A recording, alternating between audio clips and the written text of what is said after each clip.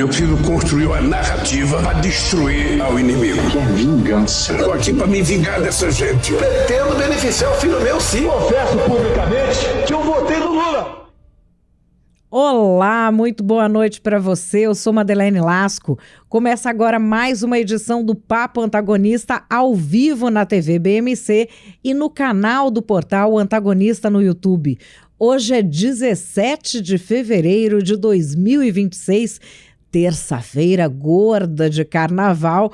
Assim como ontem, nós vamos aproveitar essa pausa do carnaval para retomar alguns dos assuntos mais quentes de 2026. Só que nós vamos fazer isso sob a perspectiva do Narrativas Antagonista, o programa que eu apresento diariamente aqui no YouTube de um Antagonista às 5 horas da tarde.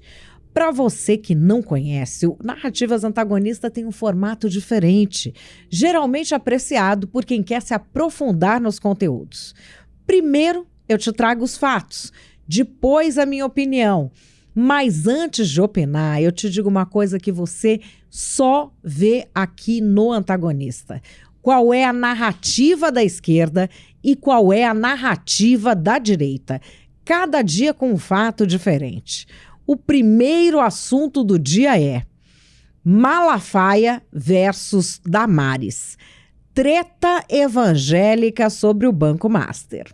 Gente, mas como assim? Banco Master, gente, é, sem dúvidas, o maior escândalo da história do Brasil. E cada vez vai acontecendo mais coisa. Hoje teve um acontecimento importante que a gente vai destrinchar aqui. Já quero pedir para você me deixar o seu like, inscreva-se no canal, toque o sininho, não perca nenhuma edição e nenhuma novidade que vem por aí no ano de 2026. E bora pro fato do dia.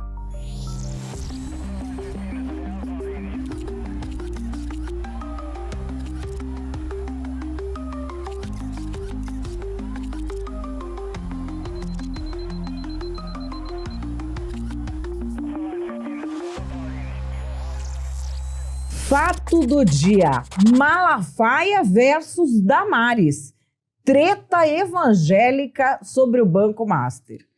Essa você não esperava. Essa você não esperava. Vamos lá que essa história, olha, é muito cheia de plot twist. Cheia de plot twist. Vambora. Polícia Federal realiza buscas em endereços ligados a Daniel Vorcaro, dono do Banco Master. A ação faz parte da segunda fase da Operação Compliance Zero.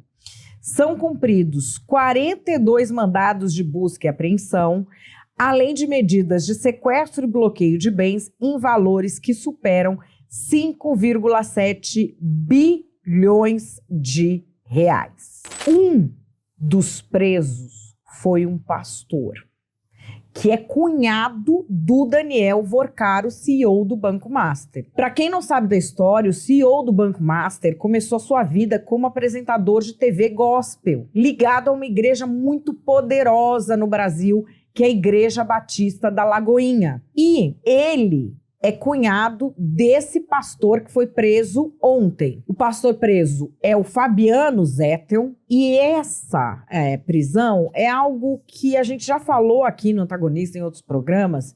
É tudo num inquérito lá do ministro Dias Toffoli, ele que pediu para a polícia ir atrás. Agora vamos ver aqui uma pregação desse pastor que foi preso. Vamos entender melhor quem ele é. Estou feliz que a igreja está cheia. Vocês abriram mão de ir pro clube para vir para a igreja nesse dia maravilhoso de sol. Hoje eu sou a melhor opção, sou melhor do que o clube hoje.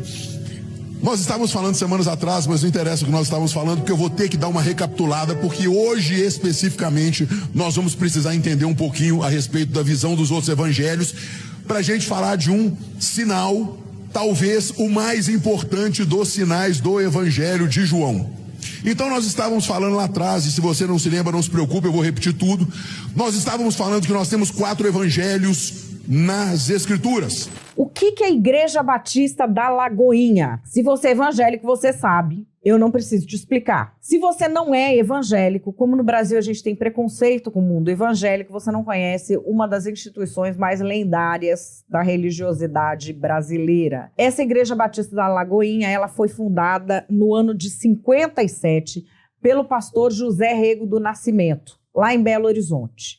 Mas ela vira mesmo uma coisa forte nas mãos do pastor Márcio Valadão, que assume a igreja em 1972. E por que ela vira uma coisa assim, estrondosa? Porque a filha dele, Ana Paula Valadão, ela no Ministério de Música dela, fez o Diante do Trono. Diante do Trono é um dos maiores grupos de música gospel do mundo. É uma potência gospel. E o Diante do Trono é que acabou dando essa popularidade toda à igreja, é claro, um trabalho feito junto para que a igreja também fosse sendo ampliada. É uma igreja, assim, gigantesca. No Brasil inteiro tem. E também envolvida em muitas polêmicas. Quem conhece o pastor, conheceu, né, o pastor Márcio Valadão, sabe que ele fala sempre rindo. Ele tem um jeito muito peculiar de falar. Tudo ele fala positivo, tudo ele fala positivo. E quem que estava ali também na órbita da igreja depois que virou pastor? O Guilherme de Pádua, que é o assassino da Daniela Pérez. O pastor Márcio Valadão, grande líder lendário do mundo evangélico da Igreja da Lagoinha, ficou conhecido do público não evangélico por esse vídeo aqui. Agora, um pouquinho antes das 10, poucos minutinhos, aí eu recebi o telefonema de uma irmã que falando de um dos nossos pastores que acabou de falecer. E aquilo foi para mim assim, um impacto muito grande, porque hoje às 10 horas da manhã eu estava dirigindo o culto e ele estava ali no primeiro banco, ele e a esposa. E é um moço que a sociedade não compreende muitas coisas, porque ele se transformou assim, ele praticou aquele crime tão terrível da Daniela Pérez e foi preso, cumpriu a pena todinha, mas se converteu. Era uma lagarta e virou borboleta. Mas agora, quando eu estava lá embaixo, para subir para vir fazer a live, chegou a notícia. Ele dentro de casa agora, caiu e morreu. Morreu agora, agorinha. Ele acabou de morrer. O filho dele, pastor André Valadão, é conhecido fora do mundo evangélico por uma série de polêmicas. A última série de polêmicas foi envolvendo homossexualidade.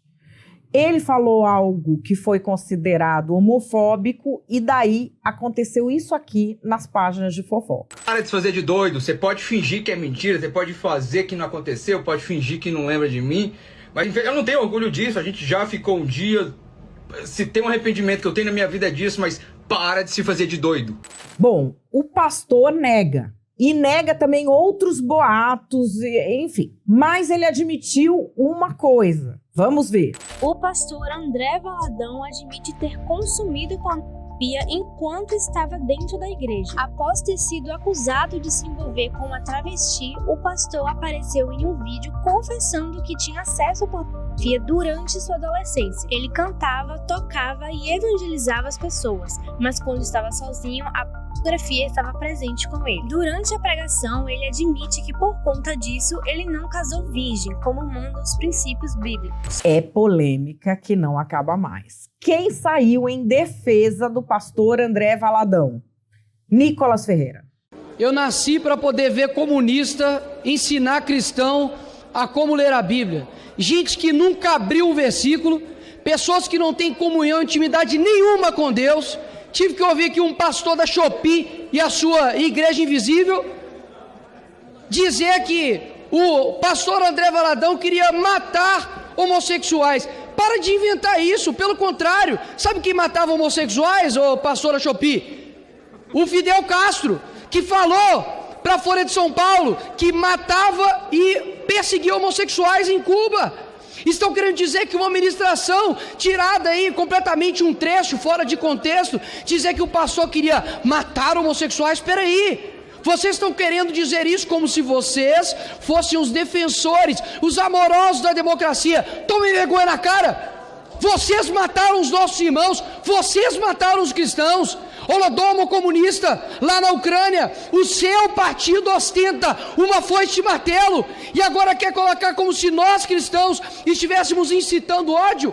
Combater o pecado não quer dizer incitação ao ódio. Dizer que nós não queremos que o homossexualismo continue como uma prática belo e moral, isso é direito nosso. Eu digo, homossexualidade é pecado. Vão ser vocês que vão me impedir de fazer isso? Vai ter que virar muito ser humano para poder vir para cima da gente e dizer que não pode dizer que homossexualidade é pecado. Querem amordaçar os cristãos, querem dizer que a gente não pode chamar pecado de pecado. Basicamente querem dizer para os cristãos de todo o Brasil: ignorem a Bíblia. Pode gritar o quanto que você quiser, pode gritar o quanto que você quiser.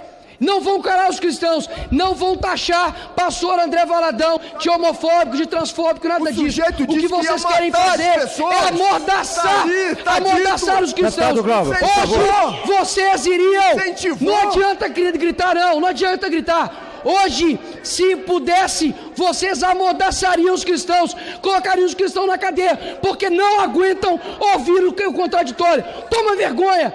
Querem usar o nome de Cristo para poder calar outras pessoas. Não leem a Bíblia, não tem relacionamento com Cristo. Eu continuo dizendo, pecado é pecado, e ponto final. Agora querem tirar a nossa liberdade, dizendo que achamos correto? Como assim? Essa é a liberdade de vocês? Eu tenho que ficar aguentando agora comunista dizer para cristão que é ser cristão?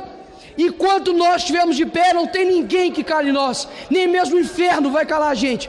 Presta atenção no que vocês estão fazendo. Não vai ser deputado gritando que vai calar a nossa voz. Parabéns, pastor André Valadão e toda a igreja evangélica cristã do Brasil. Nós vamos resistir. Bom, aqui para apresentar, eu não vou trazer também a Ana Paula Valadão, que também já esteve envolvida em inúmeras polêmicas. Tem um portal que se chama O Fuxico Gospel. Vá lá, pesquise o nome que você vai ver as polêmicas. Eu vou trazer agora a questão da prisão do pastor da Lagoinha. Quem deitou e rolou em cima disso foi o pastor Henrique Vieira, que é deputado pelo PSOL do Rio de Janeiro. Fato grave envolvendo igreja, banco, poder econômico, corrupção e fraude. Vamos lá. Em novembro do ano passado, eu pedi à Polícia Federal, por meio de ofício, para investigar as relações financeiras entre Daniel Vorcaro, dono do Banco Master, e o pastor André Valadão, uma das principais lideranças da Igreja Batista da Lagoinha. A relação entre a família Vorcaro e a igreja é antiga, doações milionárias, a compra de uma emissora de TV e por aí vai. Anos depois, Daniel Vorcaro se tornou banqueiro, aumentando o patrimônio do seu banco de 219 milhões para mais de 5 bilhões de reais, e ao que tudo indica, isso implica a maior fraude bancária da história do Brasil. Hoje chegou a ser preso, detido, por algumas horas, alguns instantes, Fabiano Zetel, empresário, que é um dos pastores da Igreja Batista da Lagoinha. E vale dizer também que, ano retrasado, o pastor André Valadão criou um banco digital cristão, voltado para o mercado cristão, o que eu acho absurdo. Só para vocês terem uma ideia, a sede do banco era a sede da Igreja Batista da Lagoinha, em Belo Horizonte, é quando a fé vira mercadoria e fonte de lucro mesmo. Mas o que chama a atenção é que quando saiu o escândalo sobre Daniel Vorcaro, o site desse banco saiu do ar. Sinceramente e honestamente, eu não quero presumir ou antecipar culpa, nem fazer informações ou afirmações levianas e irresponsáveis. Estou lidando com notícias públicas que exigem, sabe o quê? Investigação. É preciso investigar para entender a relação financeira entre Daniel Vorcaro e o pastor André Valadão. Não estou me referindo à igreja como um todo, muito menos aos seus fiéis. Estou falando de relação entre lideranças, informações que são públicas, de uma prisão que aconteceu hoje. E tudo isso precisa de investigação, transparência e, no caso, se for assim, se houver ali dolo, culpa, fraude, responsabilização, sim, mas investigar é fundamental. Inclusive, apresentei um projeto de lei para impedir que haja uso de imagens religiosas para lucro, para fazer instituição financeira e lucrar em cima das pessoas. Muita coisa para investigar, muita coisa para entender, e diante dos fatos recentes de hoje, estou mais uma vez oficiando a Polícia Federal para investigar a relação do Banco Master com o pastor André Valadão e este núcleo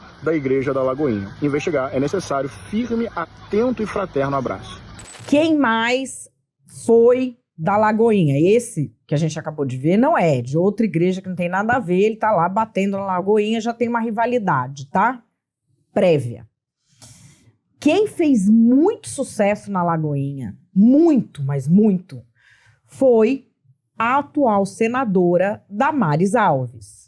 Você não sabe subir em pé de goiaba. Você vai cair e você vai se machucar. Já te machucaram tanto na cruz. Eu amava tanto Jesus, irmãos. Eu amava tanto e eu não ia mais pro céu. Mas eu não queria que Jesus se machucasse caindo do pé de goiaba. Mas vou contar uma coisa que a igreja não sabe. Jesus é tão poderoso, que ele conseguiu subir no pé de goiaba sem cair. Oh, Jesus! E aqui que começa o quiprocó.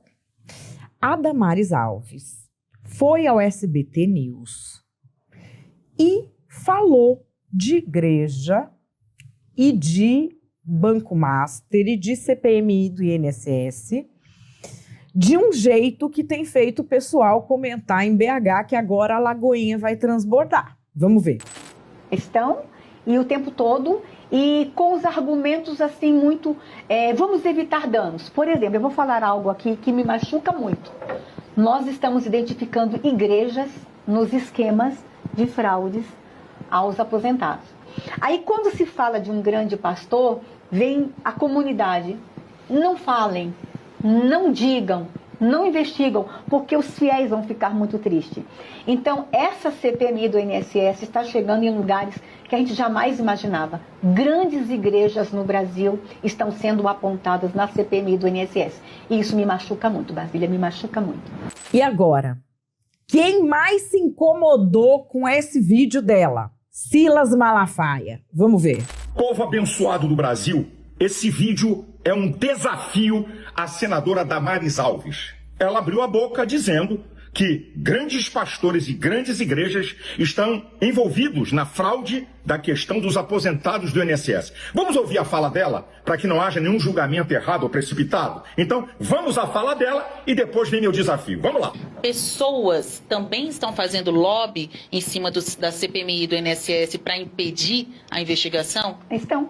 Estão, e o tempo todo, e com os argumentos assim muito, vamos evitar danos. Por exemplo, eu vou falar algo aqui que me machuca muito. Nós estamos identificando igrejas nos esquemas de fraudes aos aposentados.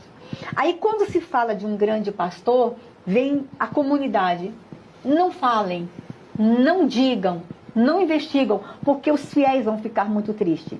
Então, essa CPMI do INSS está chegando em lugares que a gente jamais imaginava. Grandes igrejas no Brasil estão sendo apontadas na CPMI do INSS. E isso me machuca muito, Basília, me machuca muito. Como é que é? Uma questão gravíssima dessa, uma acusação desse nível, e a senhora não dá os nomes dos grandes líderes evangélicos e das grandes igrejas que estão envolvidas na falcatrua da roubalheira dos aposentados do INSS? Ou a senhora dá os nomes, ou a senhora é uma leviana linguaruda. A acusação é grave e séria, e dá o nome também de que líderes pediram para a senhora calar a boca. Se já não bastasse Satanás e os ímpios que nos odeiam para nos caluniar, vem alguém dita evangélica para uma denúncia dessa gravidade sem dar nomes? A senhora não aprendeu com Jesus, não? O que Jesus falou em Mateus 5,37? Seja o vosso falar sim, sim, não, não. O que passa disso é de procedência maligna. Isso é dúbio. Cadê os nomes? A senhora ajuda os líderes evangélicos e a igreja evangélica dando nomes. Nós não estamos aqui para tapar sol com peneira, nem para passar na cabeça de ninguém dessa lama vergonhosa. E a senhora vem com essa conversa fiada? Dê nome, senadora! Dê nomes a senhora não é digna. Se a senhora não mostrar com provas e os nomes, a senhora não é digna nem de ser evangélica, que dirá o voto dos cristãos. Agora, deixa eu dizer uma outra coisa. Essa senadora que apoia cotas especiais para transgêneros. Essa gente que contraria e luta contra nossos princípios. Eles querem igualdade, mas querem privilégios. E ainda foi debochada pelo próprio movimento, debocharam dela, chamam dela de hipócrita. A senhora guarde a sua língua, e se a senhora não tem os nomes e as provas, cale a boca. Se tem, denuncie para o bem da igreja evangélica. Isso é uma vergonha, isso é um absurdo. A liderança evangélica está indignada com a sua postura covarde e vergonhosa. Estou esperando os nomes. Tenho dito, Deus abençoe você e sua família, Deus abençoe o Brasil. Depois do vídeo do Malafaia, a Damares respondeu, só que por nota de esclarecimento. Vamos dar uma olhada aqui. A senadora Damares Alves foi a parlamentar responsável pela apresentação do requerimento que resultou na criação da Comissão Parlamentar Mista de Inquérito do INSS. Desde o início dos trabalhos, atua como membro titular, participando ativamente. Vamos lá. A senadora também acompanha de forma contínua a análise das respostas encaminhadas à CPMI. As declarações feitas pela senadora em entrevista ao SBT News tratam de temas que já vêm sendo discutidos oficialmente no âmbito da CPMI. As informações mencionadas são públicas e constam em requerimentos apresentados e aprovados pela comissão. Aí, olha, o que ela falou. A senadora já manifestou que a eventual participação de igrejas ou líderes religiosos em esquemas de fraude no INSS causa profundo desconforto e tristeza, considerando o relevante papel social e espiritual dessas instituições. Ainda assim, a CPMI tem o dever constitucional de apurar os fatos com responsabilidade, imparcialidade e base documental. E aí ela bota os requerimentos que estão na CPI, olha aí. Convocação do André Valadão, transferência de sigilo do André Valadão, convite ao Fabiano Campos Zettel, que é o Fábio Zettel, que é esse que foi preso no negócio do Banco Master, e segue aí a nota da Damares, enfim. A Damares mal publicou a nota, é uma nota longa, toda técnica. Já veio Malafaia, bora lá.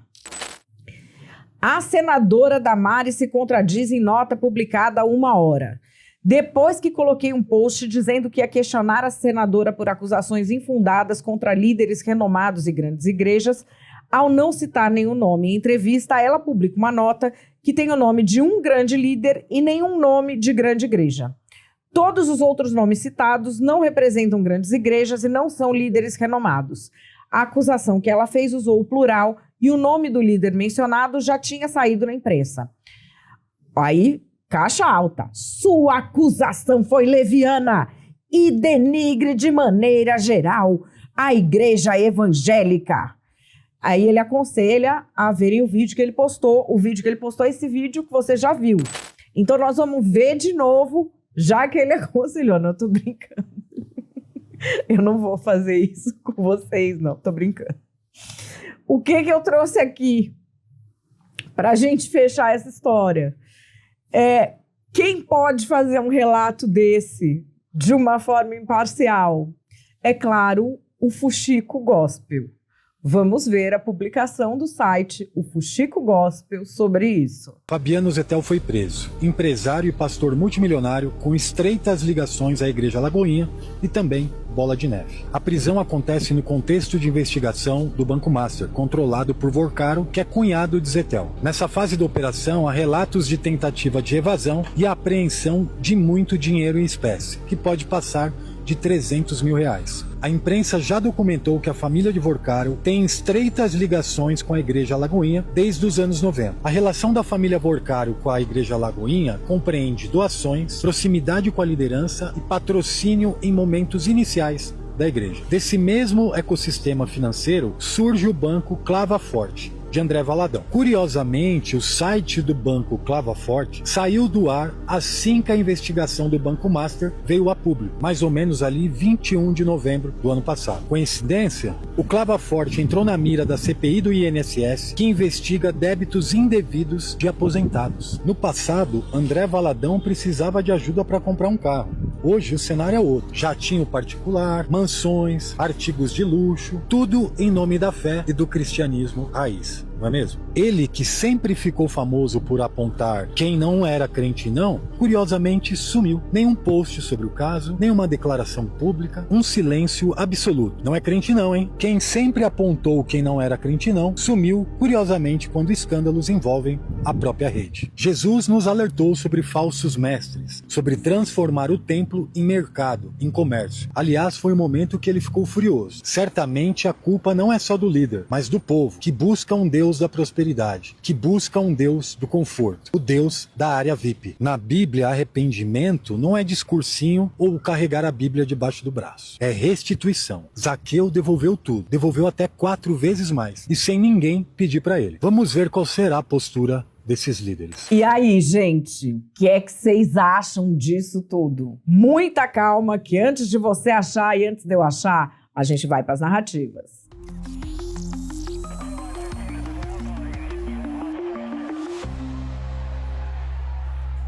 Igreja evangélica, a gente já sabe do que é que se trata, né? Explorar o povo com o dízimo, fazer esse povo ficar radicalizado para votar no Bolsonaro, conceitos de extrema-direita, homofobia, eles acobertam a violência contra a mulher, porque a mulher não pode se separar do marido em nenhum caso, e a gente sabe que aquilo é tudo lavagem de dinheiro, né, gente? É um mais safado que o outro, me apresenta um evangélico que presta. E a gente já sabia que era sujeirada. É uma igreja que toda hora está no noticiário com alguma polêmica envolvendo oprimir alguma minoria. É claro que eles também estavam envolvidos nessa coisa de dinheiro. Igreja evangélica com dinheiro, eles enganam as pessoas menos favorecidas, eles tomam dinheiro das pessoas, eles prometem milagres, isso e aquilo, e como é que eles vão esquentar esse dinheiro? Tá aí aparecendo. Nós sempre falamos contra a bancada evangélica e não foi à toa. Nós avisamos.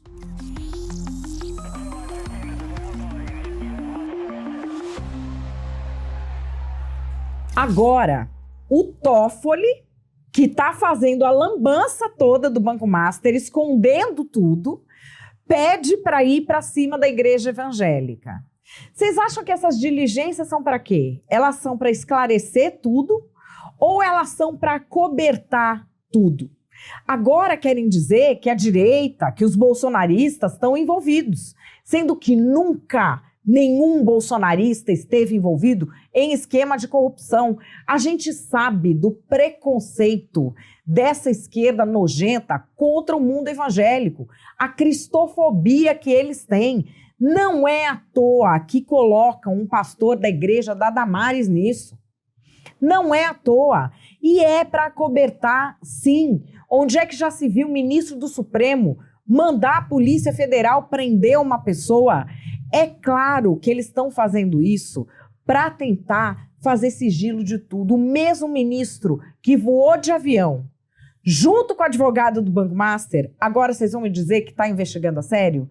Ele está fazendo uma operação abafa. E essa imprensa inteira e a Isentolândia também não tem coragem de falar.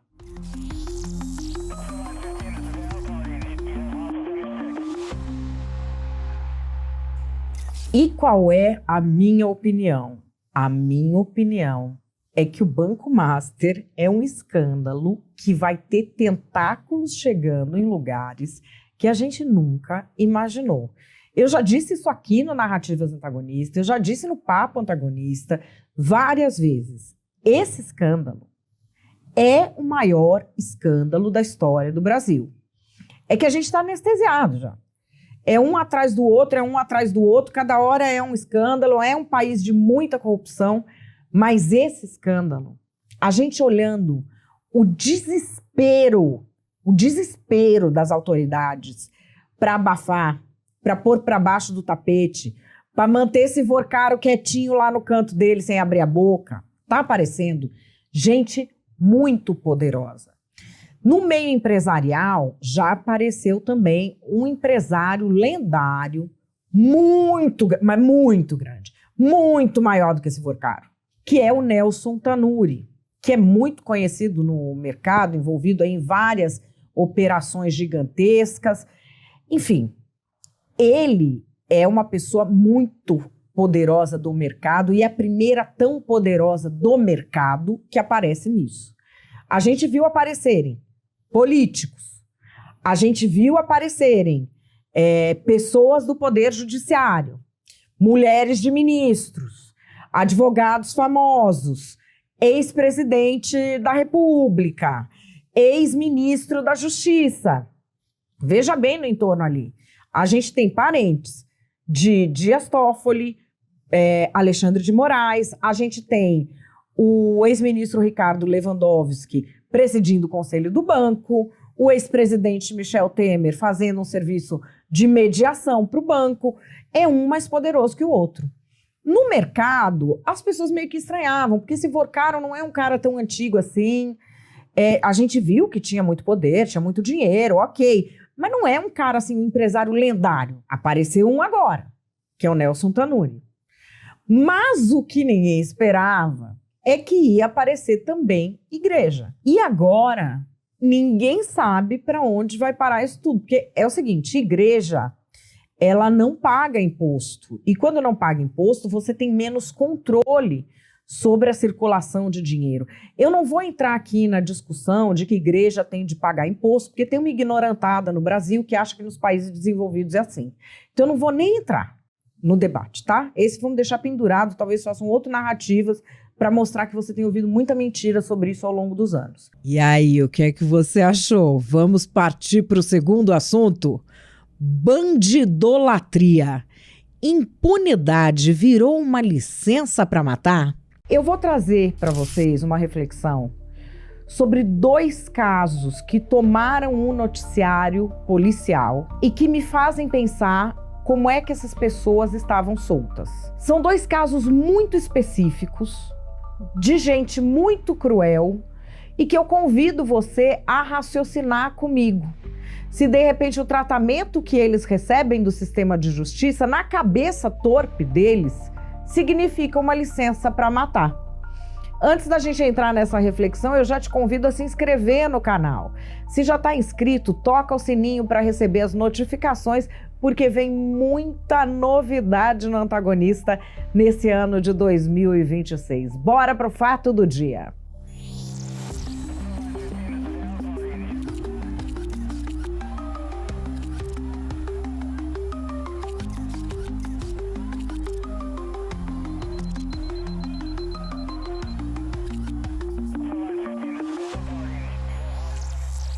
Fato do dia: bandidolatria, impunidade, virou licença para matar? Vou começar trazendo aqui depoimentos às autoridades de pessoas que confessaram crimes, tá? Esse daqui é um crime horroroso.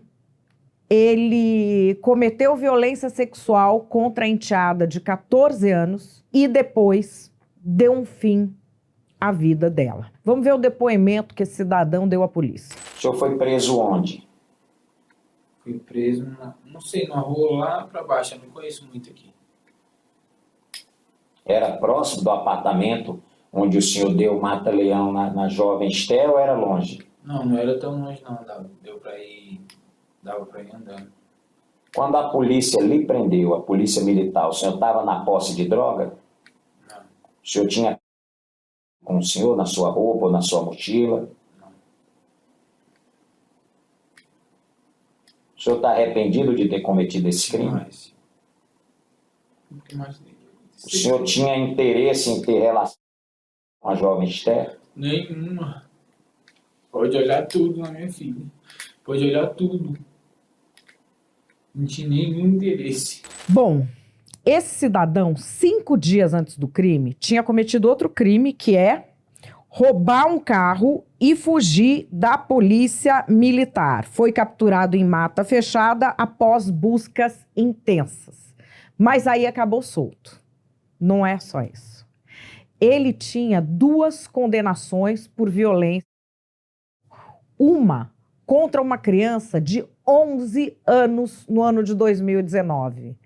E a outra contra a própria mãe. Eu pergunto a você, faz algum sentido esse cidadão estar na rua? Esse outro cidadão cometeu um crime de trânsito, mas foi algo que chamou muito atenção pela brutalidade, porque a vítima, que era uma senhora, ficou em duas partes. Olha bem, repara bem na forma como ele fala para a polícia do que aconteceu. Ok, então vamos começar. Boa tarde, o nome do senhor completo e CPF. Meu nome é Paulo Roberto Gomes dos Santos, CPF 815-993-667-20. O senhor está acompanhado aí do doutor? Glauco José Carneiro Ferreira, OAB-MT 11246. Senhor Paulo Roberto, o senhor está sendo autuado em flagrante pelo crime de homicídio. Será interrogado nesse momento o doutor Christian Cabral e comigo, Escobar Marcos. Doutor Paulo, boa tarde. Boa tarde, secretário. Doutor, o senhor foi apresentado nesta delegacia, preso em flagrante delito, acusado da prática do crime de homicídio culposo no trânsito e fuga de local de acidente. Eu vou estar interrogando o senhor neste momento acerca desses fatos. Mas antes, eu gostaria de adverti-lo de duas coisas. A primeira, que o senhor tem o direito de permanecer em silêncio, não respondendo às perguntas que eu lhe fizer. A segunda, de que a confissão espontânea dos fatos pode gerar a diminuição da pena imposta em caso de eventual condenação. Tudo bem? Posso falar?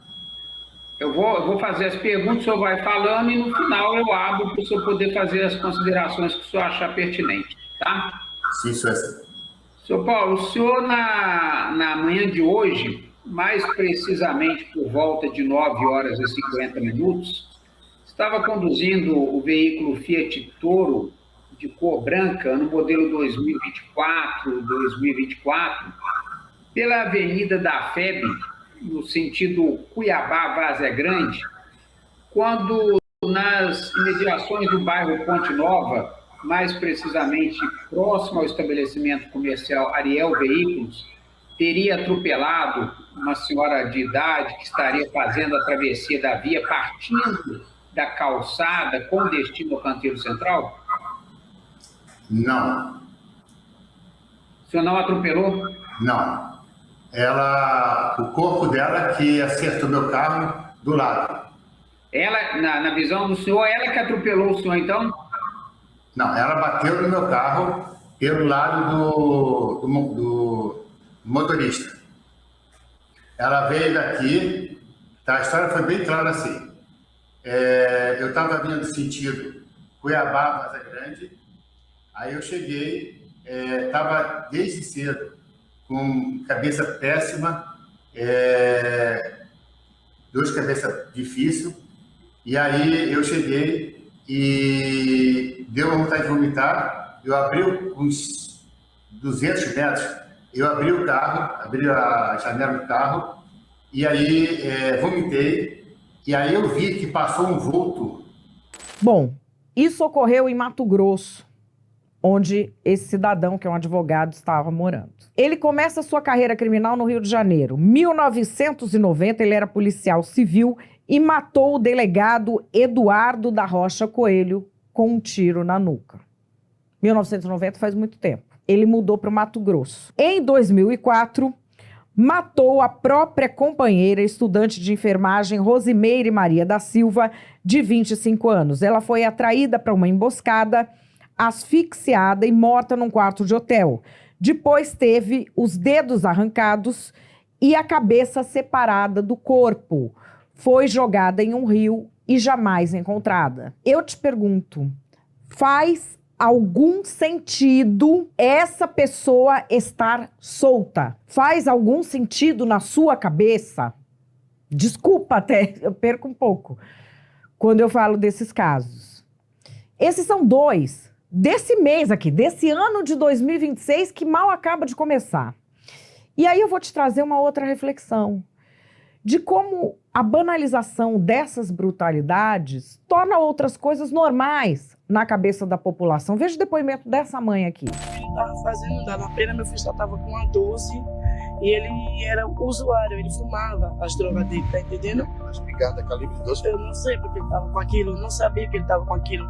Sempre eu estava com sede, sempre, mas ele não escutava. Você foi apreendido alguma vez? Nunca foi apreendido na vida, nunca. Foi uma surpresa muito grande pra mim. Os amigos que estavam com ele, os povos que estavam lá, disse que ele não atirou. Ele não atirou nos policiais, não. Como ele estava correndo, foi na hora que ele levou um tiro, que os tiros foi na cabeça do meu filho. O policial tinha atirado no meu filho. Aí eu saí correndo desesperado. Quando eu cheguei, meu filho já estava dentro do camburão da polícia, levando meu filho para o hospital. Quando eu cheguei no hospital, não deixaram eu entrar na sala vermelha. Aí eu fiquei lá esperando, depois liberaram eu por ver. Aí eu vi já meu filho deitado, já morto já. Chamei tanto meu filho para ele se levantar para arrustar, mas meu filho estava morto. Eu respeito o luto de qualquer mãe que chora a morte do seu filho tem que ser respeitada. Mas eu respeito mais a mãe dos inocentes. Minha senhora, com todo o meu respeito, se o senhor, seu filho, estava segurando uma espingarda calibre 12, ele escolheu terminar com a própria vida. Ele escolheu fazer a senhora chorar. Diferente da vítima dele. Uma vítima que tome tiro ou do seu filho ou da turma do seu filho, ela não escolhe correr aquele risco. E a mãe dessa vítima vai chorar. Agora, o seu filho, ele escolhe colocar a vida dele a prêmio para fazer parte de uma facção criminosa. Então, entre a senhora chorar e a mãe de uma vítima dele chorar, eu sei que é feio falar isso. Por mim, ninguém choraria. Mas entre uma ou outra, eu escolho que a senhora chore. Porque o choro da senhora significa que outras mães não vão chorar. Pois é,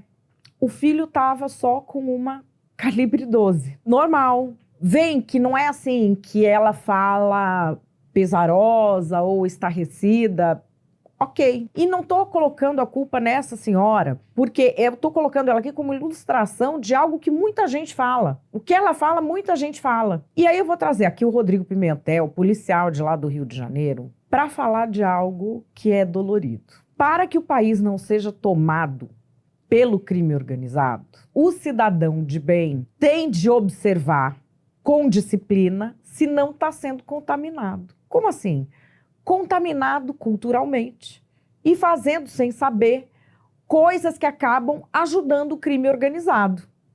Ele fala isso no Flow e é algo em que ninguém pensa. Ali você vê que ninguém pensa nisso, porque quando ele fala algo que ele vê, o Rodrigo Pimentel, os outros começam até a dar risada, porque eu acho que nunca pensaram nessas hipóteses que ele traz. Não votar em vagabundo, não comprar vape, não abastecer imposto do PCC. É sério mesmo. É sério. 40% dos cigarros do Brasil são ilegais. O cara não quer pagar. Quanto custa uma burra? Mano, tá R$12. Nossa, o cara não quer pagar 12, mas ele quer pagar R$3,90. Então tá bom, meu irmão. Tu vai fumar pro trem, mas tu tá fudendo alguém vai morrer por causa dessa porra, tá tudo certo, porque essa merda é vendida pelo Comando Vermelho, pelo PCC, tá tudo certo. Consciência mesmo. O cara levantar, acordar, tem decisões na vida que a gente vai tomar com mais maturidade, né? Um dia o cara vai acordar e vai falar, porra, tô ajudando essa indústria da morte no Brasil. Eu acho que é por aí, viu, irmão? Agora a questão da eleição, ele vai estar na Marquês de Sapucaí ano que vem, se tiver, eu não voto em você. Não dá pra eu aceitar um governador do meu estado andando do lado de bicheiro, não dá. Bicheiro mata. Ele mata o primo, ele mata o irmão, ele mata o tio, ele manda matar a irmã. Isso é o jogo do bicho, meu. Então o cara que senta pra falar contigo e não fala mal do jogo do bicho, algo esquisito. Porque o jogo do bicho é crime organizado, sim. Bandido é bandido, porra. Entre os políticos, existe muita crítica ao tratamento ideológico da segurança pública. Ou seja, colocar à frente dos fatos como princípio para tomada de decisão, uma ideologia de que seria possível, por exemplo, recuperar todas as pessoas. Uma ideologia de que o Estado jamais pode ser violento. Segurança pública, será que dá certo se tratada com ideologia? Alguém que tem batido muito nessa tecla à direita é o governador de Goiás, Ronaldo Caiado, que inclusive no seu estado fez fama com a tal da frase que Goiás não é Disneylândia de bandido. Ele está deformando os jovens hoje. Os jovens hoje no Rio de Janeiro vão aplaudir quem? O Oruan? Aquele MC Pose? Hoje está aí uma cena desse Oruan andando de helicóptero em cima do Rio de Janeiro, expondo uma tornozeleira desafiando a justiça brasileira. Por que isso não existe em Goiás? Por que a lei é a mesma no Brasil inteiro? Por que lá é o estado mais seguro do Brasil? Que bandido cumpre pena, bandido não se cria em Goiás. Penitenciária rígida, lá não tem visita íntima para faccionado, lá não tem audiência com advogado sem ser gravada, lá há um monitoramento de todas as penitenciárias, mesmo monitoramento ambiental. Nós temos hoje um estado que você tem, uma segurança plena. Antes que você chegue à conclusão precipitada de que a esquerda libera bandido e papapá, a ideologia de que todos podem se salvar não é exatamente de esquerda. É algo de elites mundiais. Mundiais não, de elites ocidentais. É também aquela coisa de se considerar acima, portanto, todo mundo que está abaixo é coitadinho. É algo de elite. De uma elite progressista, sim, mas de elite. Não quer dizer que é de esquerda. Ontem, a gente trouxe aqui no Papo Antagonista o Aldo Rebelo. E eu fiz essa pergunta para ele sobre violência. Olha o que ele, que é de esquerda, diz sobre o tratamento que deve ser dado aos bandidos.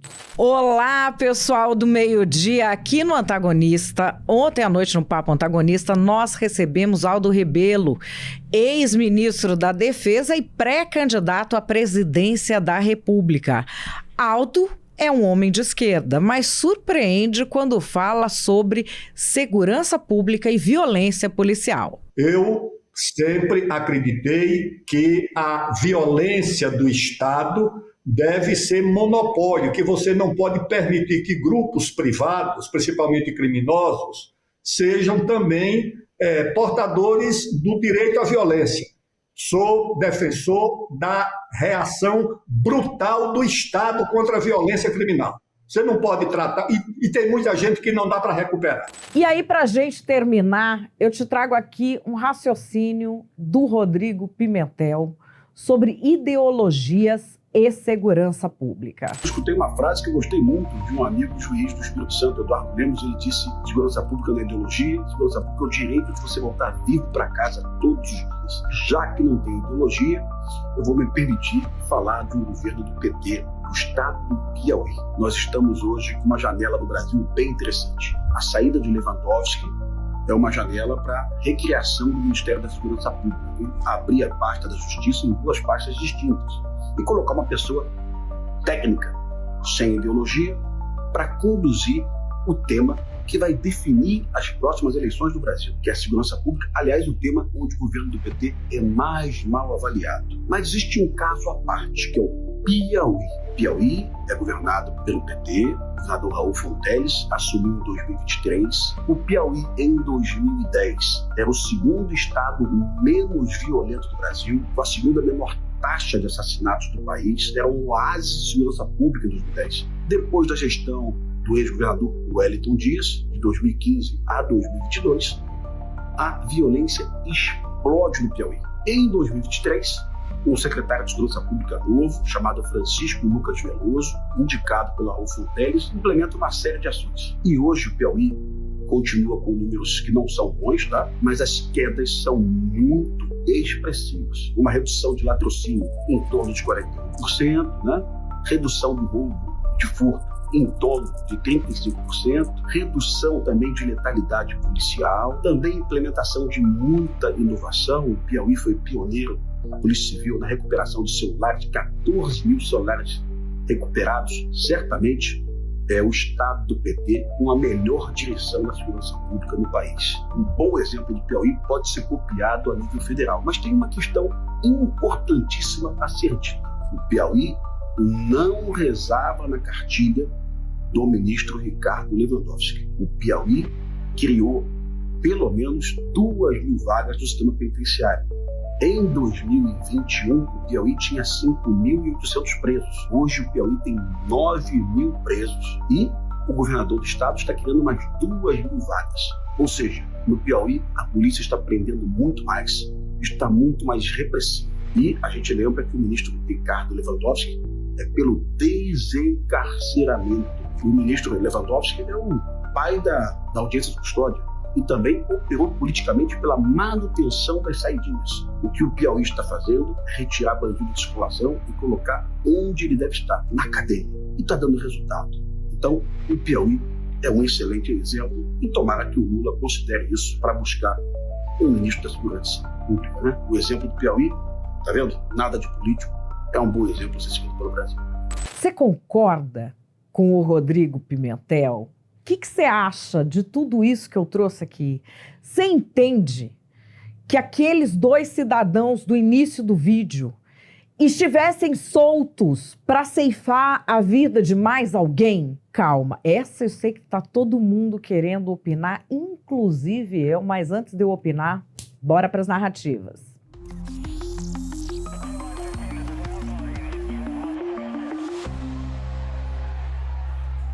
A extrema-direita tem essa fantasia punitivista.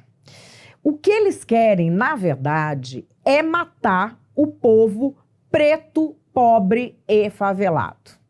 Eles são contra os pobres. Eles são racistas.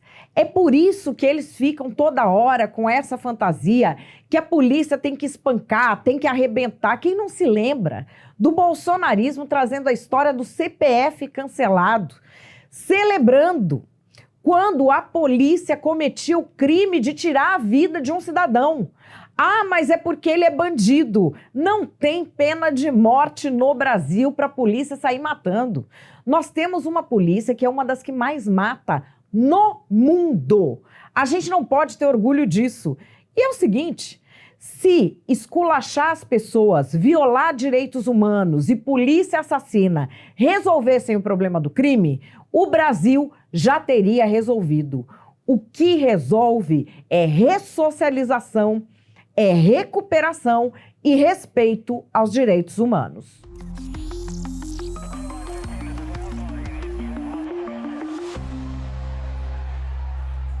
Bom, o governo do PT entrou no poder, a gente já sabe que vai virar playground de bandido o país inteiro. Eles vêm com essa conversa de defesa de direitos humanos, mas é direitos humanos sempre do bandido. O da vítima não precisa respeitar, não. Só respeita o do bandido. Você vê alguém do PT abrir a boca, deputado do PT abre a boca é pra quê? É pra defender bandido. Não é à toa que naquele documentário O Mecanismo, a gente viu muito bem que quando disseram que o Lula ganhou a eleição, foi festa em todas as cadeias. Por quê? O paraíso do bandido é a esquerda no poder. E a gente tem também os defensores de bandido, que se dizem defensores de direitos humanos, na elite progressista. Eles podem ter esse luxo, né? Quem tem segurança e anda de carro blindado pode muito bem falar, solta o bandido, coitadinho, porque ele não vai na casa desse pessoal que tá blindado, que tem segurança, né? Ele vai roubar quem tá no ponto de ônibus.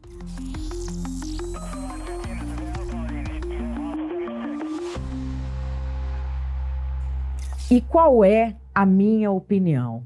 A minha opinião é que segurança pública é o principal problema do Brasil. E vários casos que têm acontecido nos mostram que a forma como todo o sistema de justiça trata alguns bandidos nitidamente irrecuperáveis, na cabeça desses bandidos é licença para matar. Esse primeiro caso que eu trouxe aqui, desse fulano que cometeu violência sexual contra a própria enteada de 14 anos e depois ceifou a vida dessa menina, o caso dele é emblemático de alguém que, quando cometeu um crime, entendeu que a justiça deu licença para matar.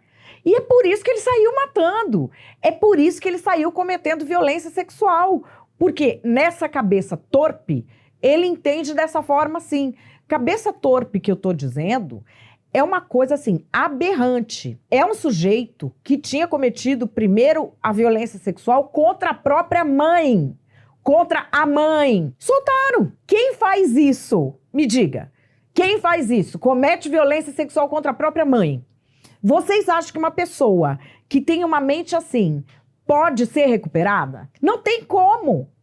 Puseram na rua. O que ele fez? Foi lá e atacou também só uma criança de 11 anos. 11. Aí, isso foi em 2019.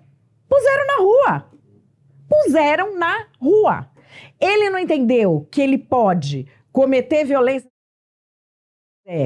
e tirar a vida de quem ele quiser? Ele entendeu isso, tanto é que ele foi lá e fez. Eu tô trazendo esse caso, tem um outro caso que eu trouxe aqui, tem N casos.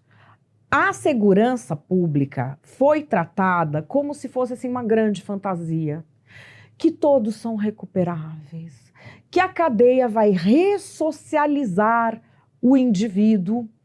A gente vê uma benevolência extrema com bandidos cruéis, o jeito como se cobra a polícia nesse país, o jeito como boa parte da imprensa cobra a polícia nesse país, como se a polícia fosse bandida. A polícia não pode dar um respiro errado, não pode dar um espirro na hora errada, o policial pronto, já cai o mundo pra cima dele. Agora o bandido não, o bandido ele tem que ser respeitado, porque ele vai ser ressocializado. Tem gente que não vai ser ressocializada nunca, que não tem jeito. Tem que ter prisão perpétua, sim. Ah, mas é que nos países desenvolvidos, todo lugar desenvolvido tem prisão perpétua, porque tem gente que não tem conserto. Isso é científico. Tem gente que não tem como, que não pode viver em sociedade. O normal é ter prisão perpétua. O diferente é o da gente de não ter e de pegar indivíduos que, se convivem em sociedade, é para causar destruição, dor, morte, violência. Hoje, a gente tem essa discussão no boca a boca da sociedade. E essa discussão é uma discussão que pode, sim, pautar as eleições. Não existe nada mais urgente no Brasil do que o combate à criminalidade e ações para garantir a segurança dos cidadãos. Eu estou trazendo aqui esse debate porque é o seguinte: muita gente fala que vai ressocializar e que isso e que aquilo, e que põe o preso para fazer uma ikebana e não sei o quê. Existem casos em que isso é possível, existem casos em que não. Quando é uma extrema crueldade, ou quando é um indivíduo que é chefe de facção criminosa, não tem como recuperar, não tem como pôr na rua de novo. E a romantização disso tem feito com que o Brasil seja um playground para bandido e uma prisão para cidadão de bem. Agora nós vamos fazer uma pausa, vamos a um rápido intervalo aqui pela TV BMC e voltamos já.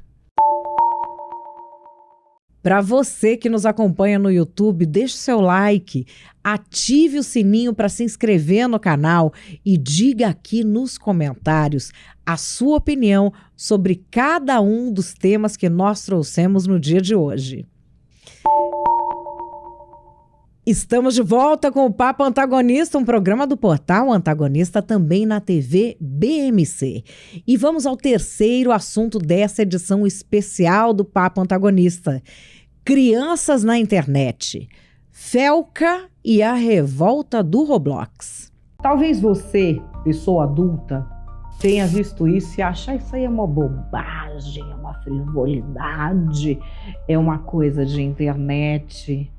Você sabe que isso tem a ver com mudanças de leis, de censura e privacidade, e tem a ver também com o quanto você é capaz de realmente dar segurança às crianças da sua família. Mas, gente, é um troço sério assim.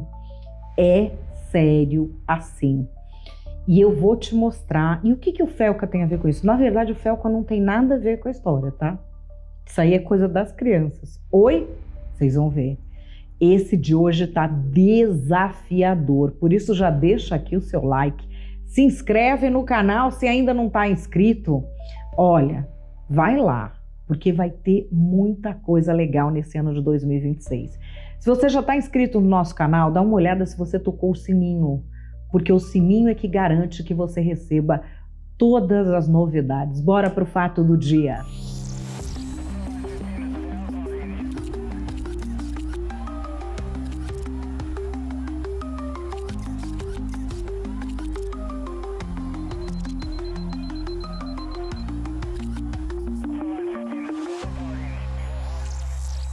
Fato do dia: crianças na internet, Felca e a revolta do Roblox. Toda vez que eu falo em criança na internet, eu ouço muita gente falando: é só deixar eles fora da internet.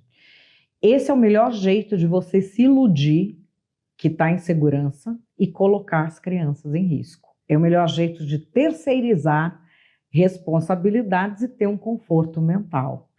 Nossa, dureza é dureza, mas nós que somos os pais dessa era digital, da primeira geração nativa digital, temos uma responsabilidade diferente, é por isso que eu estou trazendo esse tema aqui.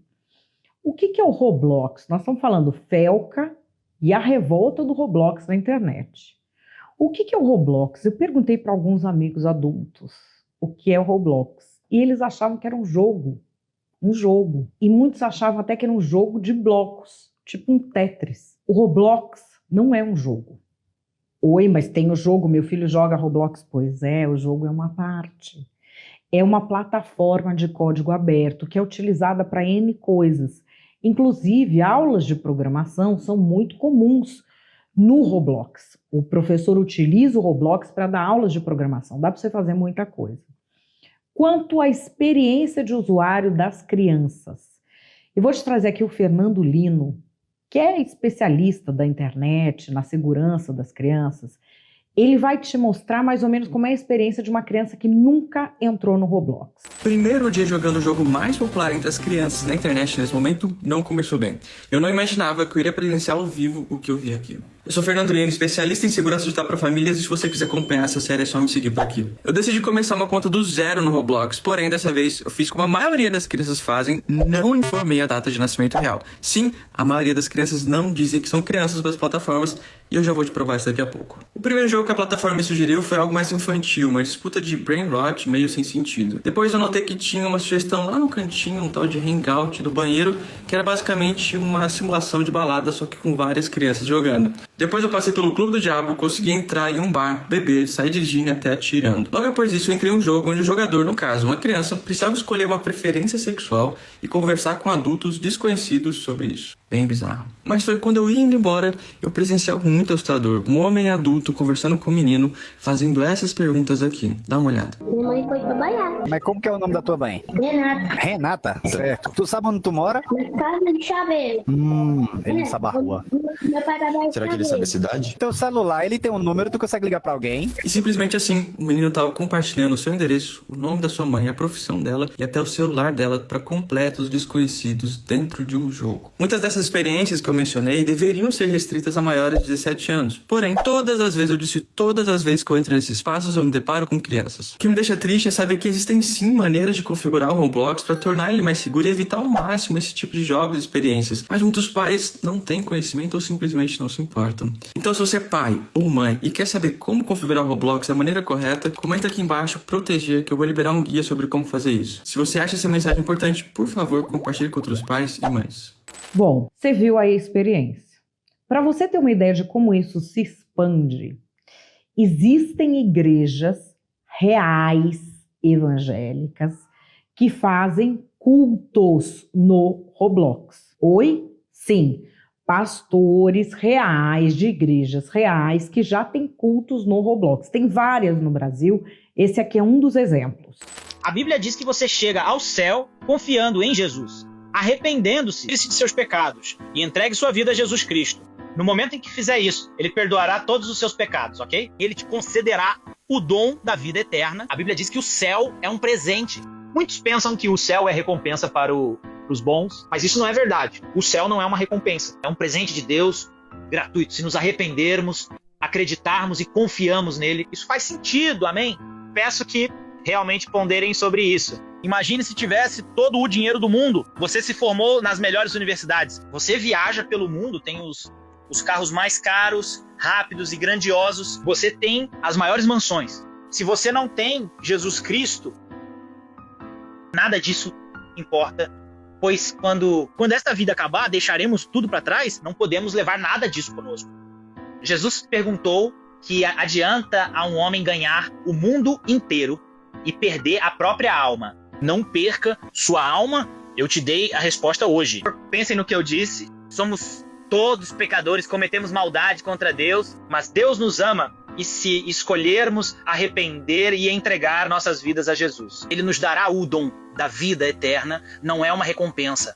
Igreja Católica também, aqui no Brasil, até teve uma encrenca enorme numa diocese em que os fiéis criaram a paróquia deles no Roblox sem autorização do bispo e da Igreja Católica. Aqui no Brasil deu uma ziquezira danada. Mas, por exemplo, essa igreja aqui no Peru, o pároco é que criou a igreja do Roblox. E agora cantemos com ferviente fé o himno ao Senhor de los Milagros. Senhor de los Milagros, aqui. Isso aqui, só para vocês verem como é poderosa essa ferramenta na questão de mobilizar afetos e emoções. É ali uma plataforma de programação onde tudo acontece. E o que as crianças têm a ver com isso? Essa plataforma, ela tem um chat online e ela tem um chat falando online também. Tem o escrito e tem o falado, para todo mundo que usar. Aí os pais largam os filhos de 8 anos de idade, acharam que o filho está num joguinho. Só que esse joguinho, na verdade, não é um joguinho de bloco. É uma plataforma aberta. E na plataforma aberta não tem só criança. Vocês vejam esse caso não é brasileiro. Esse é um caso que fez com que o Roblox mudasse as suas regras. É um dos. Dá uma olhada. Deixe o bebê cair no chão de cerâmica. Coloque água fervendo sobre ele e com as gargantas dos adultos ao redor. Fala isso a uma mulher de 36 anos, escondida atrás de um perfil infantil dentro do Roblox. Tudo isso passo a passo, como se fosse uma missão dentro de um jogo. E essa criança obedeceu, jogou 2 meses no chão e causou ferimentos graves, porque acreditava que estava cumprindo um desafio dentro do universo online. A criminosa, que vivia em outro estado dos Estados Unidos, usava o Roblox para manipular, doutrinar e testar os limites de uma criança. Foi presa por tentativa de e abuso agravado. Esse caso não é ficção, é real e mostra o quanto o perigo pode estar atrás de um avatar colorido num joguinho que parece inofensivo. Quando eu falo que a internet virou território de caça para é disso que eu estou falando. Eles não batem mais a porta, eles entram pelo Wi-Fi da sua casa. E se a gente não abrir os olhos, vai continuar vendo crianças sendo manipuladas, usadas e machucadas, enquanto os pais acham que elas estão apenas jogando. Nos ajude a proteger mais crianças, curtindo, comentando e compartilhando muito esse vídeo. Agora vamos a mais casos comuns aqui do Brasil. É comum entrar adulto nessas plataformas para criança. E eu sei que você deve ter visto reportagens ou coisas por aí. Não deixe seu filho nessa plataforma. Primeiro, não deixa no Discord, lembra da história?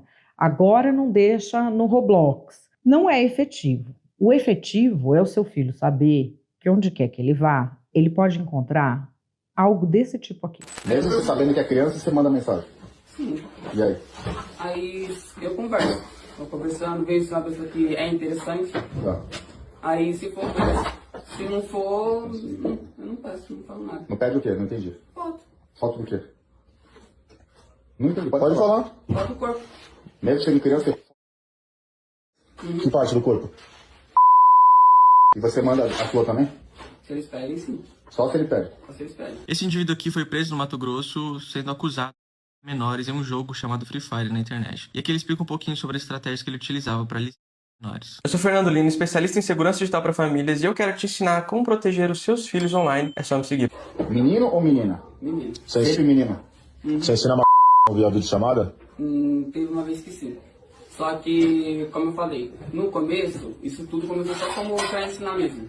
Então eu tinha um texto com orientações e eu mandava. E outra Porque no coisa? começo a intenção não era essa, né? Era só compartilhar o conhecimento ali deles. Você tinha ciência que desse menino ele tinha 11 anos de idade? Qual deles? Qual deles? Porque tem bastante? Crianças online geralmente utilizam 3 passos, tá? Isca, engajamento e transferência. Como vocês viram aqui, a isca dele, para conquistar a confiança dos meninos, era oferecer uma ajuda dentro desse jogo, que no caso era o Free Fire. Assim ele chamava a atenção dos meninos e a partir daí começava o engajamento. Segundo os dados da WeProtect, que é uma aliança global de proteção a menores de idade na internet, esse processo pode levar até 28 dias, mas em alguns casos as crianças são fisgadas em apenas 19 segundos, tá? 19 segundos, ou seja, um piscar de olhos. Então se você é pai ou mãe, toma muito cuidado com quem o seu filho anda jogando e quem tem chamado a atenção dele dentro desse mundo virtual. Se você acha esse alerta importante, por favor, compartilhe com outros pais e mães. Bom, isso não acontece só no Brasil. Como os pais não supervisionam seus filhos, muitas vezes porque eles sequer sabem o que está acontecendo na plataforma, se você perguntar para os adultos que você conhece o que é Roblox, 90% ou não vão saber ou vão achar que sabem, que são aqueles que vão te dizer é um joguinho, ou é um joguinho tipo Tetris. Eles não sabem, tá? Então o que acontece? Como eles não são capazes de proteger os próprios filhos, me desculpem pela dureza, mas é a realidade. Um pai e uma mãe que não sabe o que é isso não é capaz de proteger os próprios filhos. Então o que acontece? As plataformas e os governos têm que proteger os filhos dos pais que não sabem fazer isso. O que foi decidido no Roblox? O chat de voz ficou proibido a partir do início desse ano apenas para crianças menores de 9 anos. Então, menores de 9 anos não participam mais do chat de voz. Você pode pensar, não, isso é uma bobagem, né? Eles estavam tão viciados no chat de voz que a gente teve reações desse tipo aqui. Felca, por que você fez isso, Felca? Por que você denunciou o Roblox? Você tem bosta na cabeça! Você destruiu a alegria das crianças! E não, eles não foram proibidos nem de entrar na plataforma, nem de participar dos jogos da plataforma, nem de interagir com usuários da plataforma, nem de interagir com esses usuários via chat escrito. Só ficou proibido o chat de voz. O que as crianças brasileiras fizeram? Elas começaram a fazer protestos dentro da plataforma do Roblox, pagando algo que você tem ali, que o seu personagem pode usar uma placa, e nessa placa você escreve o que você quiser. Esse é um serviço pago. De algum jeito, essas crianças deram um jeito de pagar e sair com placas contra o Felca. Antes de eu falar o que o Felca tem a ver com isso, vamos a algumas das placas, porque você deve ter visto pelas redes sociais. Ranqueando as placas no protesto do Roblox. Começando com ela, Quero Injustiça. A mais clássica, nesse ponto já virou até item cultural. Com certeza merece essa. Não vai embora, Roblox. Eu te amo e sempre te amarei. Fofa, demonstra ali a importância que o Roblox tem pra essa pessoa. Ah, fogo no dono do Roblox. Esse aqui já é um pouco mais agressivo. Não tem nenhum erro de português, o que me faz colocar ela no C. Se não der chat, nós vai brincar de Mudemister na vida real. É uma placa com erro de português, dá pra perceber que é um grande jogador de Roblox, porque sabe o nome do jogo. Justiça, nossa alegria virou tristeza, só queremos o chat e nada mais, Roblox. Esse aqui resolveu estacionar logo um caminhão no meio da avenida. Pelo trabalho merece um B. O choro é livre, já o chat não. KKKKKK. Não gostei, tá brincando coisa séria. Tá traindo o movimento. Que tipo de jogador de Roblox você é? D, com certeza D. Volta, chat, não seja tímido. Muito fofo esse. Meus parabéns, amigo. Você merece um S. Felca, pior que... Afasta de nós esse cálice, pai. Muito boa. Pra quem não sabe, a música Cálice do Chico Buarque tá sendo o hino desse grande protesto. E assim ficou nosso ranking. Concorda? Discorda? Você viu alguma outra que deveria estar aqui? Comenta aqui pra gente. O que é que o Felca tem a ver com isso? Nada. Oi? Nada. Nada. Nada. Por que essa coisa do Roblox entrou em vigor aqui? Primeiro, porque é uma questão mundial envolvendo crianças, há vários casos no mundo. E depois, porque no Brasil está entrando em vigor o ECA Digital, Estatuto da Criança e do Adolescente Digital, e algumas plataformas estão adequando. Nesse caso específico, como o Felca fez o vídeo da adultização, as crianças acharam que tinha a ver com ele. E aí começaram as placas. Vamos ver aqui mais um desfile de placas de protesto contra o Felca dentro do Roblox. Júlia presidiário dos internos. Ai, Deus do céu, até isso. Culpa do Lula. O Felca é um culpado por causa do Roblox. Esse nojento, sujo, lixo, esse dono do Roblox. Nojento, sujo, lixo, Louco, dono do jogo nem fala português. O jogador de Felca vai todo mundo se lascar. Ele não fez nada, foi o dono do jogo, povo leso. Felca não tem culpa, o dono nem fala em português. Eita. Fora, Felca, crianças imundas. O povo leso nem sabe o que aconteceu de novo. De verdade, gente. Não dá pra entender mais nada. A bagunça. Felca, meu amor. Fora, Felca. Lula precisa conversar com meu dono. Culpa do governo. Imundo feio. Job feio. Job, o que é job, gente? E aí, pra gente arrematar, vou trazer aqui a voz da experiência, nosso especialista, o Thiago Ayub, que é professor na área de informática, ele trabalha com isso, fazendo uma análise do seguinte: tirar essas crianças do chat protege ou não as crianças? Não é tão simples a resposta. Acompanhe. Nessa pauta, toda solução que parecer muito fácil corre o sério risco de ser ineficaz. O Roblox fez uma espécie de degradê de bloqueio em que os menores de 9 anos são totalmente bloqueados e, na medida que a idade aumenta, os pais podem permitir desbloquear mais funções de comunicação e interação entre os jogadores. Não há dúvidas sobre a importância e a necessidade da proteção desses pequenos internautas, mas muitas vezes a falsa sensação de segurança pode até ser pior do que a própria insegurança. É necessário que essa proteção seja um protagonismo dos pais através de ferramentas que na tecnologia chamamos de controle parental, e não através de um protagonismo da empresa bloqueando algo e dando a impressão de que está tudo resolvido. Essa revolta dos jogadores que são nativos digitais nos permite deduzir um efeito de ação e reação. Bem, se o chat é totalmente bloqueado, eles vão sim encontrar sem dificuldade alternativas de comunicação, essa sim sem nenhuma supervisão dos pais. Os smartphones, tablets, computadores são verdadeiras máquinas de comunicação, tem uma miríade de aplicativos alternativas para que eles consigam conversar e formar os grupos para jogarem juntos. Então, a alternativa existe e ela é pior para o controle parental. Se o fabricante do jogo tivesse colocado o joystick na mão dos pais das crianças menores de 9 anos, a gente poderia esperar um resultado diferente. Possibilitaria que os pais montassem uma espécie de lista de contatos de quem está autorizado a conversar com seus filhos na plataforma. Poderia ser uma forma de imitar a mesma comunidade offline. As mesmas crianças da escola, do clube, do bairro, do condomínio, aquelas que frequentam sua casa, aquela que você conhece os pais, essas sim poderiam ser autorizadas a conversar com seus filhos na plataforma. Dessa forma, uma comunidade, um grupinho online seria formado sob a supervisão dos pais, com acesso ao histórico de crianças que você conhece, e tornaria muito desinteressante essa busca por forma de bular esse bloqueio, de ter uma comunicação sem supervisão dos pais. A diferença entre o remédio e o veneno é a dose. E nesse assunto é importante que o conta-gotas esteja na mão dos pais e não somente das empresas. Pois é, diante disso tudo, o que é que você pensa? Qual é a sua opinião? Muita calma, que antes de você pensar e antes de eu pensar, antes da gente saber qualquer coisa, bora para as narrativas.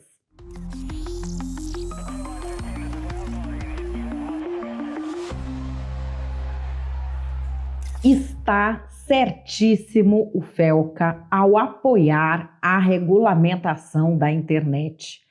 Passou da hora da gente ter algo sério feito aqui no Brasil. Todas as vezes em que o presidente Lula, em que a primeira-dama Janja falam da regulamentação da internet, que é necessária. Vocês vejam a China, que é um país próspero, que é um país que economicamente fez um grande salto. Ela regula a internet. Por quê? Para não estragar a infância. O Felca está certo, nós precisamos proteger as crianças. Só que toda vez que o Lula fala em regulamentar a internet, que é algo sério, a extrema-direita vem com aquela coisa de liberdade de expressão. Porque tudo para eles é censura. O que é censura? Você impedir um predador sexual de chegar numa criança? Eu acho que sim, né? Eles sempre mostram a verdadeira face. Mas essa revolta mostra que a gente está no caminho certo.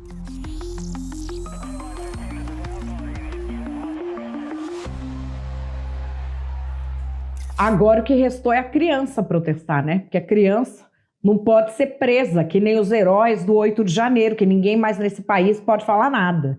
E esse Felca, que nunca me enganou, ele veio como quem não quer nada, vamos proteger as crianças.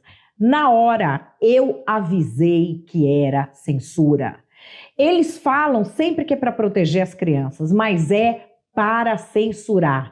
Agora foi esse chat, depois vai cair a conta do YouTube de não sei quem, depois ninguém mais pode criticar o governo, depois vão botar os heróis do 8 de janeiro na cadeia e o tanto de exilados políticos que nós temos hoje em dia, porque ousaram criticar o governo do PT ou porque ousaram defender Jair Bolsonaro. E sempre tem a desculpa que é para proteger criança, que ninguém mais acredita. Agora, o que resta é a criança protestar. Se é que eles não vão começar a prender criança, que nem prende na Coreia do Norte.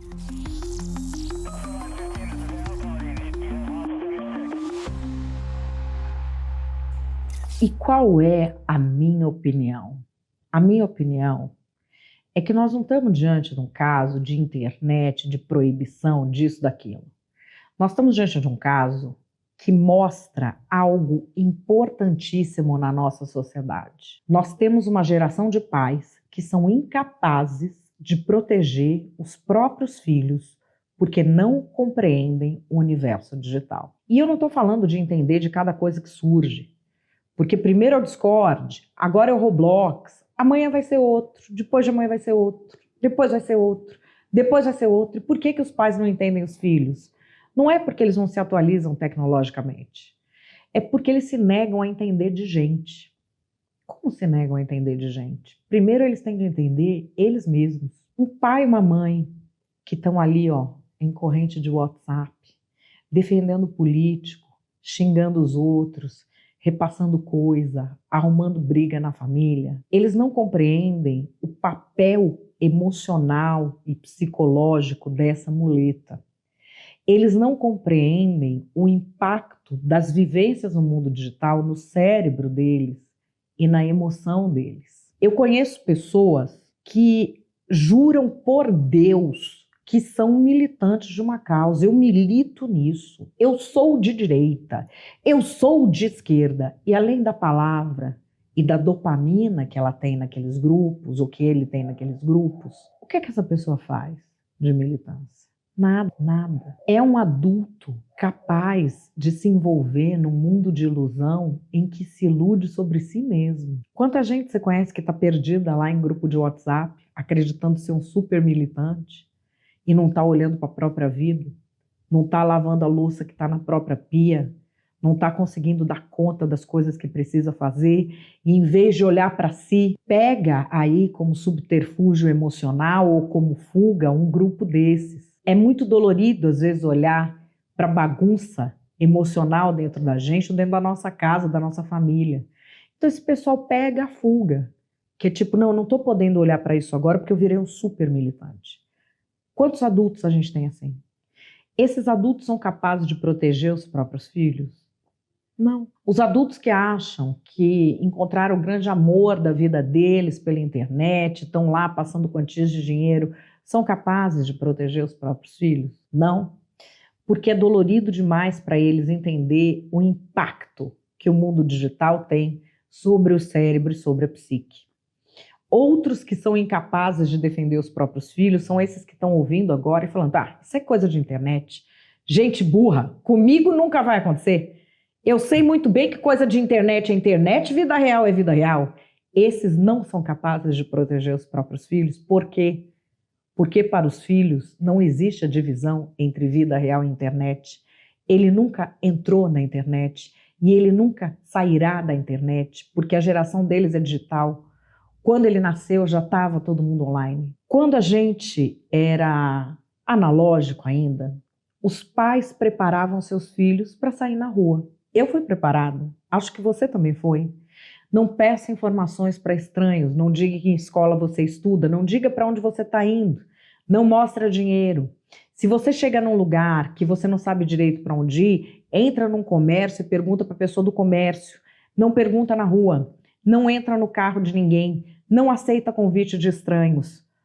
Os pais da gente preparavam a gente para andar na rua. Hoje em dia, a rua está dentro de casa. O Papo Antagonista desta terça-feira de carnaval vai ficando por aqui. Amanhã, na quarta-feira de cinzas, a gente volta ao vivo. Até lá! Eu preciso construir uma narrativa para destruir ao inimigo. Que é vingança. Estou aqui para me vingar dessa gente. Pretendo beneficiar o filho meu, sim. Confesso publicamente que eu votei no Lula.